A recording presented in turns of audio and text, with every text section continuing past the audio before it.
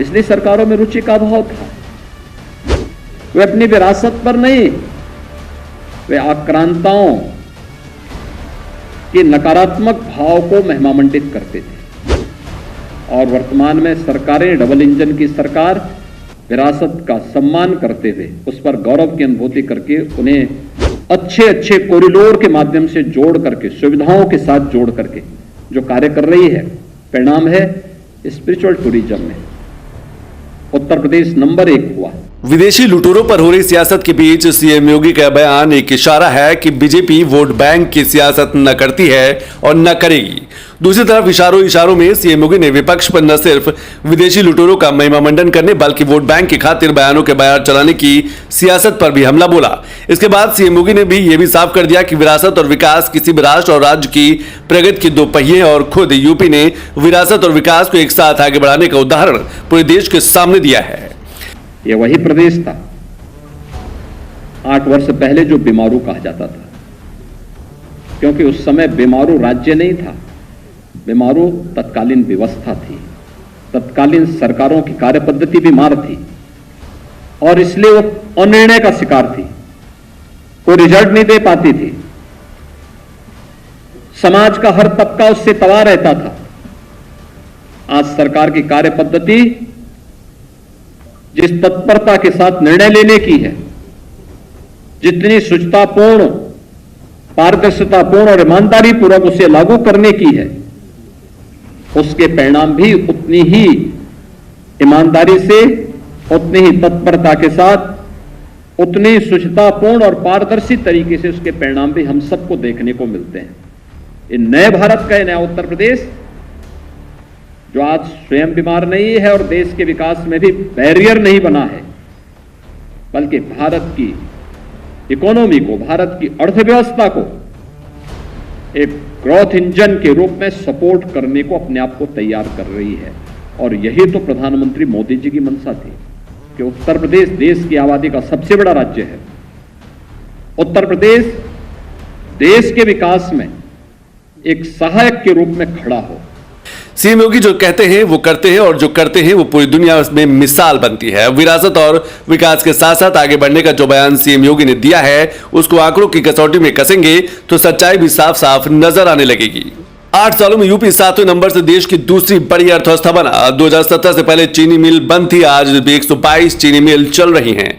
2017 तक यूपी में बेरोजगारी दर 18% थी, अब 3% रह गई है। 2017 तक सिर्फ 12 मेडिकल कॉलेज थे, बीते 8 सालों में 80 मेडिकल कॉलेज बने। 2016-17 तक कृषि दर 5% थी, आज कृषि दर 13.5% से ज्यादा है। बीते 8 सालों की योगी शासन में यूपी पर्यटन का हब बनकर उभरा है। योगी शासन में आध्यात्मिक पर्यटन में यूपी नंबर 1 पर आया है। सीएम योगी ने विरासत के सम्मान और सनातन आस्था के अभिमान का बखान करते हुए प्रयागराज में 45 दिनों तक चले सनातन के महासमागम पर सवाल उठाने वालों पर इशारों में तंज भी कसा। जब हम स्वयं अपनी विरासत को कोसेंगे तो दुनिया हमारे पीछे क्यों जाएगी? दुनिया तो फिर ये चाहती ही है कि वो अभी हमें कोसे, और यही होता था। पहले भारत की विरासत को कोसना कुछ लोगों के लिए ये गौरव की बात हुआ करती थी, लेकिन आज भारत की विरासत को जैसे ही मान्यता प्राप्त हुई, जैसे ही मोदी जी ने उसको आगे बढ़ाने का कार्य किया, योग की विधा के साथ दुनिया जुड़ रही है और महाकुंभ के आयोजन के साथ दुनिया जुड़ने के लिए आतुर दिखाई दे रही थी। यानी दुनिया का कोई ऐसा क्षेत्र, कोई ऐसा देश नहीं रहा होगा जिसने महाकुंभ में आने के लिए रुचि न दिखाई हो। 45 दिनों के इस आयोजन के दौरान हम देख रहे थे कि दुनिया के अंदर एक ही न्यूज थी और वो प्राइम न्यूज थी महाकुंभ। सीएम योगी के नेतृत्व में बीते 8 सालों में पारदर्शी और निष्पक्ष भर्ती प्रक्रिया के जरिए युवाओं को नई पहचान और वैश्विक मंच प्रदान किए जाने की कवायद लगातार जारी है। इसी कड़ी में लखनऊ के लोक भवन में सीएम योगी ने लोक सेवा आयोग और उत्तर प्रदेश अधीनस्थ सेवा चयन आयोग से चयनित आयुष विभाग के 283 चिकित्सा अधिकारियों को नियुक्ति पत्र बांटे हैं और पहले ही सरकारों के दौरान होने वाली भर्तियों को लेकर विपक्ष पर सवाल भी दागे हैं। आदरणीय प्रधानमंत्री जी की प्रेरणा से पिछले 8 वर्ष में सरकार ने लगभग 8.5 लाख सरकारी नौकरी प्रदेश के युवाओं को प्रदेश के अंदर दी। अगर ये 8.5 लाख नियुक्तियां प्रदेश के अंदर शुचितापूर्ण तरीके से नहीं होती तो सभी मामले न्यायालय के अधीन गए होते और एक भी नियुक्ति की प्रक्रिया पूरी नहीं हो पाती। आज से 8 वर्ष पहले यही आयोग, चाहे वह उत्तर प्रदेश लोक सेवा आयोग रहा हो, उत्तर प्रदेश अधीनस्थ सेवा चयन आयोग रहे हो, उत्तर प्रदेश पुलिस भर्ती बोर्ड रहा हो, इन सब की स्थिति क्या हुआ करती थी? इनकी कार्य पद्धति पर व्यापक प्रश्न खड़े हुए थे। हाई कोर्ट से लेकर सुप्रीम कोर्ट तक इन सभी में अनेक याचिकाएं लंबित पड़ी हुई थी और माननीय न्यायालय ने भी तत्कालीन सरकार और आयोगों की कार्य पद्धति पर गंभीर प्रश्न खड़े किए थे। योगी आदित्यनाथ की सरकार ने पारदर्शी और निष्पक्ष भर्ती प्रक्रिया के जरिए अब तक करीब 8.50 लाख युवाओं को सरकारी नौकरी देकर एक बड़ा कीर्तिमान स्थापित किया है। बीजेपी सरकार ने यूपी में किन योजनाओं के तहत कितने युवाओं को रोजगार दिया है वो भी जान लेते हैं। ओडीओपी योजना में लगभग 12,54,887 रोजगार, मुख्यमंत्री युवा स्वरोजगार योजना में 22,07,352, प्रधानमंत्री रोजगार सृजन कार्यक्रम में 12,34,368, विश्वकर्मा श्रम सम्मान योजना में 3,68,076, ग्लोबल समिट के निवेशों से 1.10 करोड़ को रोजगार, एमएसएमई में 1.65 करोड़ को रोजगार, 1890 प्रवक्ता, 6,314 सहायक अध्यापक की भर्ती।